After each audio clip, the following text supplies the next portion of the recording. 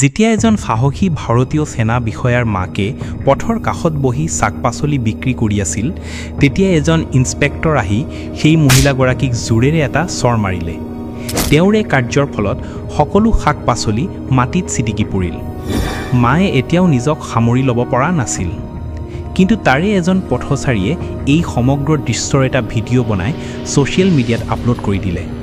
চকুৰ পলকতে ভিডিঅ'টো ভাইৰেল হৈ পৰিল আৰু সেই ভিডিঅ'টো সেনা বিষয়াৰ মোবাইললৈও গৈ পালে। নিজৰ মাকৰ সৈতে হোৱা দুৰ্ব্যৱহাৰ দেখি সেনা বিষয়াৰ তেজ ফুটি উঠিল। তাৰ পিছত তেওঁ ইন্সপেক্টৰৰ সৈতে যি কৰিলে তাৰ ফলত কেৱল থানা নহয় গোটেই চহৰখন জোকাৰি গ'ল। পুৱাৰ সময় আছিল। ঠাণ্ডা বতাহ পুনে চহৰৰ গলিবোৰত বৈ আছিল। আকাশত মৃদু মেঘ সৰি আছিল। বৃদ্ধা সবিতা বাই প্ৰতিদিনৰ দৰে শাক-পাচলিৰে ভৰা টুকাৰি মূৰত লৈ ঘৰৰ পৰা ওলাই গৈছিল। মুখত ক্লান্তি থাকিলেও চকুত এতিয়াও আশাৰ পোহৰ জিলিকি আছিল যে আজিৰ উপাৰ্জনে ঘৰৰ খৰচ চলিব। তেওঁৰ ওচৰত টকা পইচাৰ অভাৱ নাছিল, কিন্তু পুৰণি অভ্যাস টুকাৰিত শাক-পাচলি লৈ বজাৰলৈ ওলাই যায়। আনহাতে তেওঁৰ জীয়েক কেপ্টেইন প্ৰীতি লাডাখৰ সীমান্তত দেশৰ সেৱাত ব্যস্ত আছিল। সেনাৰ পোছাক পৰিধান কৰি তেওঁ নতুন জোৱানসকলক প্ৰশিক্ষণ দি আছিল আৰু এইটোৱেই ভাবি আছিল যে এতিয়া তেওঁৰ মায়ে শান্তিত জীৱন কটাই আছে। কিন্তু তেওঁ কেনেকৈ জানিব যে আজি পুনেৰ এটা পথত এনে এটা ঘটনা ঘটিব যিয়ে কেৱল এগৰাকী মাকৰ সন্মানক কলংকিত কৰাই নহয়, এগৰাকী জীয়েকৰ হৃদয়কো বিদীৰ্ণ কৰিব।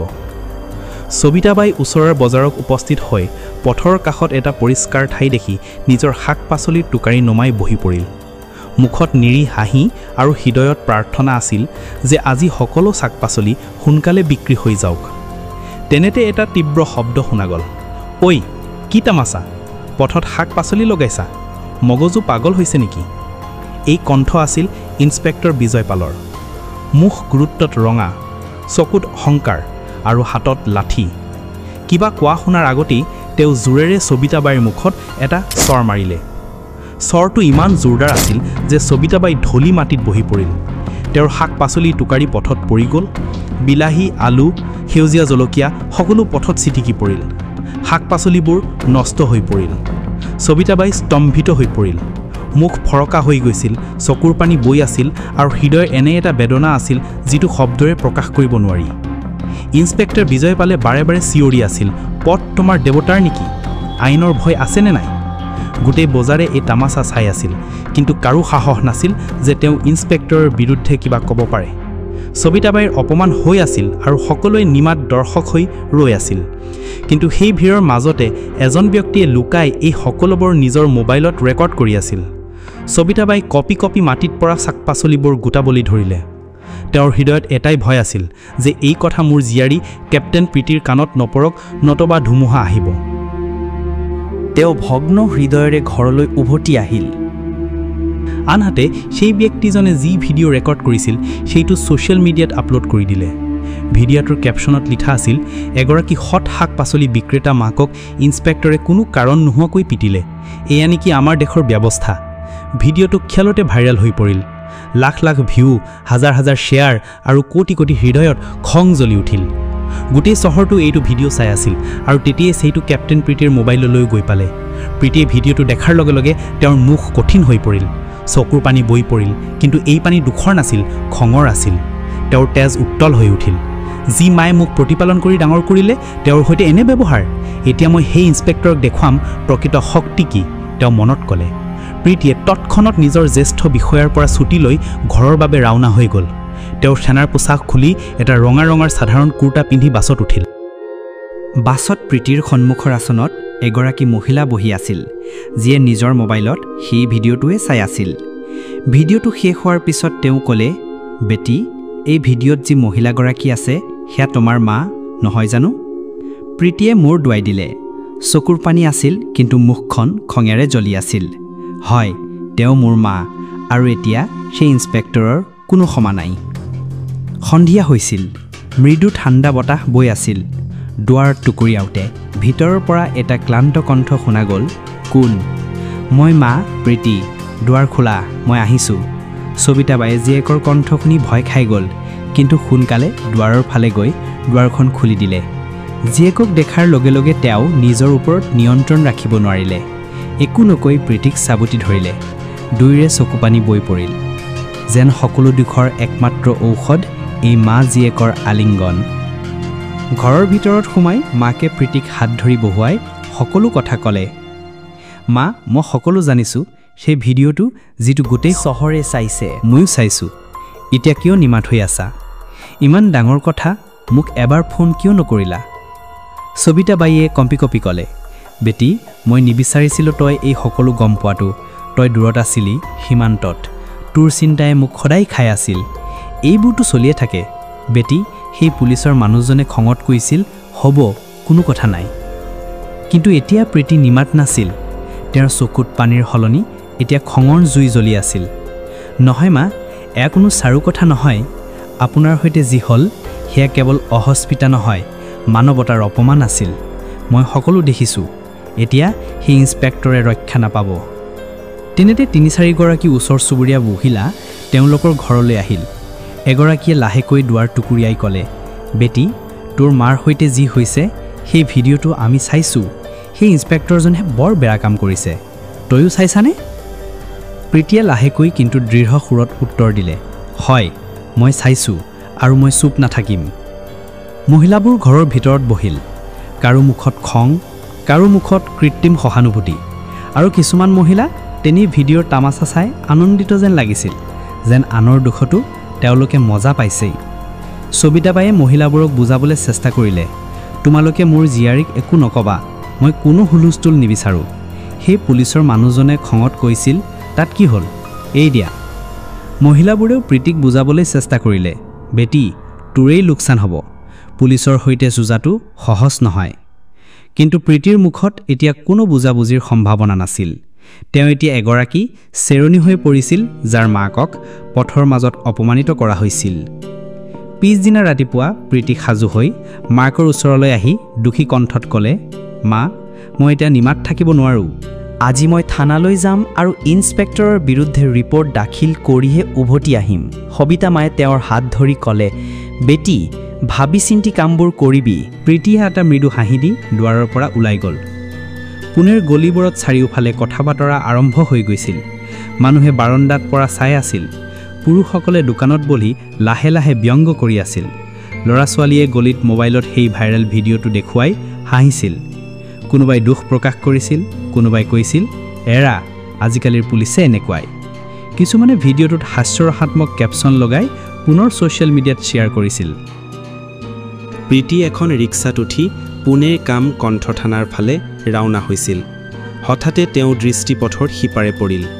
তাত সেই ইন্সপেক্টৰ বিজয় পাল থিয় হৈ আছিল হাতত চাহৰ কাপ মুখত সেই একে অহংকাৰ আৰু আক্ৰমণাত্মক ভাৱ তেওঁক দেখি প্ৰীতিৰ চকু পানীৰে ভৰি উঠিল কিন্তু এতিয়া সেই পানী তেজৰ দৰে উত্তাল হৈ আছিল মন গৈছিল এতিয়াই নামি সকলো শেষ কৰি দিওঁ কিন্তু তেওঁ এগৰাকী ভাৰতীয় সেনা বিষয়া আছিল যিয়ে আইনৰ সন্মান কৰিছিল কিছু সময় পিছত প্ৰীতি থানাত উপস্থিত হ'ল দুৱাৰত এজন চকীদাৰ থিয় হৈ আছিল কোন মেডাম কি কাম প্ৰীতিয়ে সম্পূৰ্ণ আত্মবিশ্বাসেৰে উত্তৰ দিলে মই ৰিপৰ্ট লিখাব বিচাৰোঁ মোৰ মাৰ সৈতে পথত যি হৈছে তাৰ অভিযোগ কৰিবলৈ আহিছোঁ চকীদাৰে তেওঁক চিনি পালে অলপ সংকোচেৰে ক'লে আপুনি সেইজনী নেকি যাৰ মাকৰ সৈতে সেই ঘটনা ঘটিছিল আমি সকলোৱে সেই ভিডিঅ'টো চাইছোঁ প্ৰীতিয়ে কেৱল চকু তল কৰি নিমাতে থানাৰ ভিতৰলৈ সোমাই গ'ল ভিতৰত এজন চিপাহীয়ে সুধিলে মেডাম কাৰ লগত লগ ধৰিব বিচাৰে প্ৰীতিয়ে ক'লে মই ইন্সপেক্টৰ বিজয় পাইলৰ বিৰুদ্ধে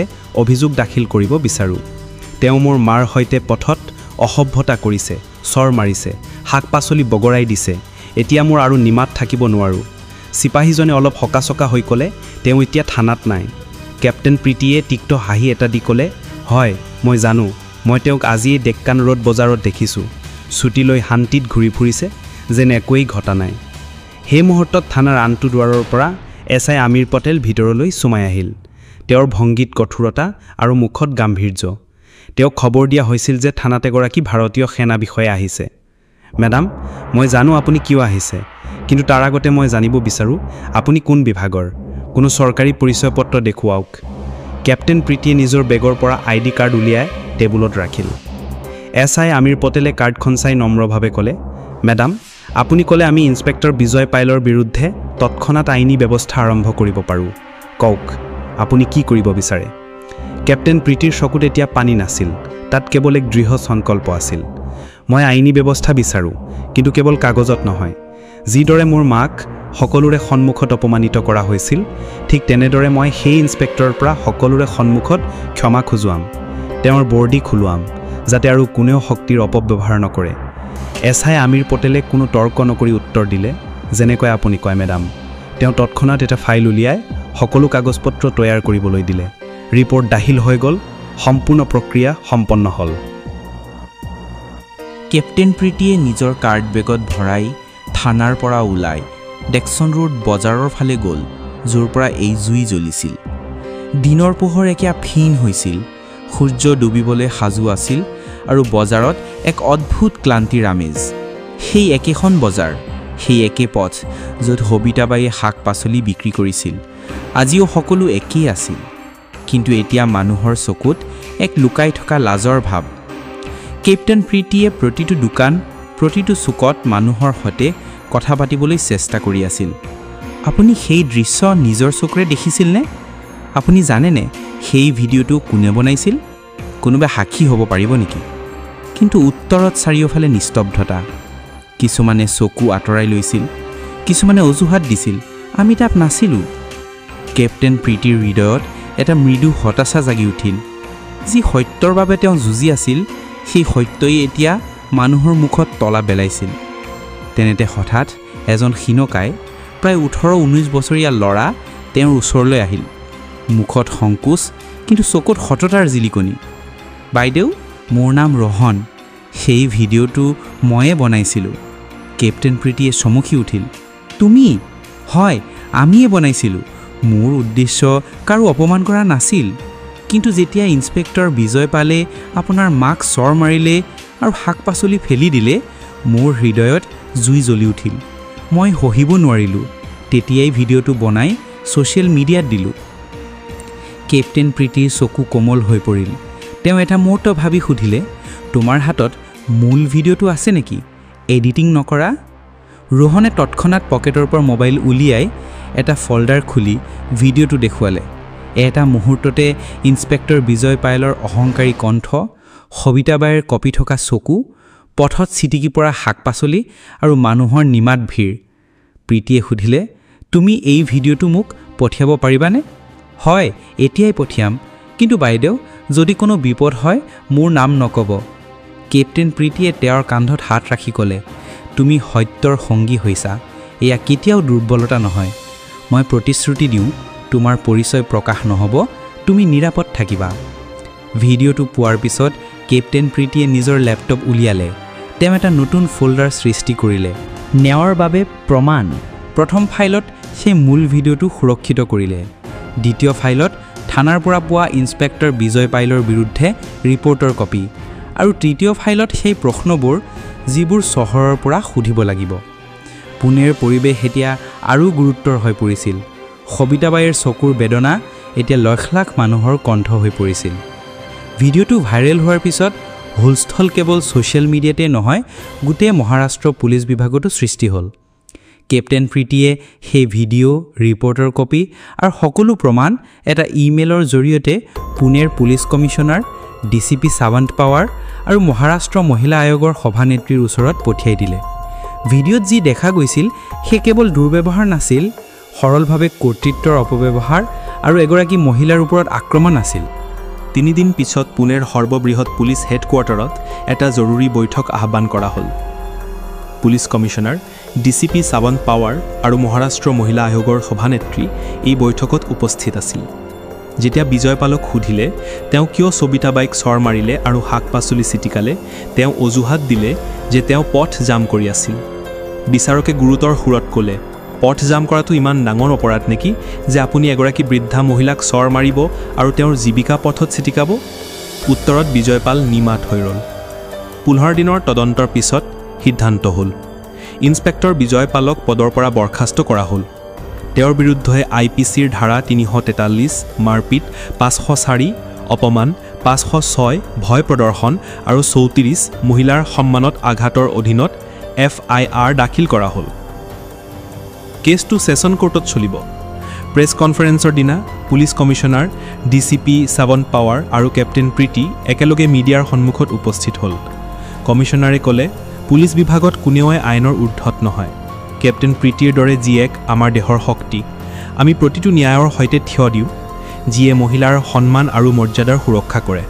কেপ্টেইন প্ৰীতিয়ে ক'লে, মোৰ মাৰ চকুৰ পানী এতিয়া লাখ লাখ মহিলাৰ কণ্ঠ হৈ পৰিছে। ন্যায় এতিয়া কেৱল কাগজত নহয়, বাস্তৱত হৈছে। এমাহ পিছত সবিতা বাই এতিয়া পথত নহয়, এখন সৰু পকী দোকানত বহে। দোকানৰ নাম সন্মানৰ বজাৰ।